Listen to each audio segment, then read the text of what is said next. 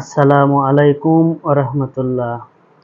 যানবাহনে আরোহণের সময় যে দোয়া পড়তে হয়, বিসমিল্লাহি ওয়াল হামদুলিল্লাহি সুবহানাল্লাযী সাখখারা লানা হাযা ওয়া মা কুন্না লাহু মুকরিনিন ওয়া ইন্না ইলা রাব্বিনা লামুনকালিবুন। আলহামদুলিল্লাহি আলহামদুলিল্লাহি আলহামদুলিল্লাহি আল্লাহু আকবার আল্লাহু আকবার আল্লাহু আকবার। সুবহানাকা আল্লাহুম্মা ইন্নী যালামতু নাফসি ফাগফিরলি ফাইন্নাহু লা ইয়াগফিরুয যুনুবা ইল্লা আনতা।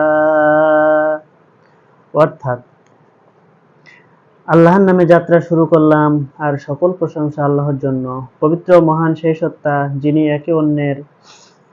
যিনি একে আমাদের জন্য বশীভূত করে দিয়েছেন, অন্যথায় আমরা একে বশীভূত করতে সক্ষম ছিলাম না।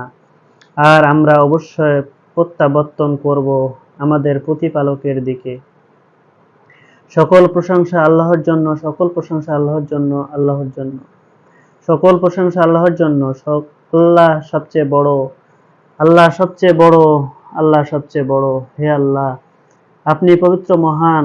আমি নিজের উপর জুলুম করেছি, সুতরাং আপনি আমাকে ক্ষমা করে দিন, কেননা আপনি ছাড়া গুনাহ মাফ করার আর কেউ নাই।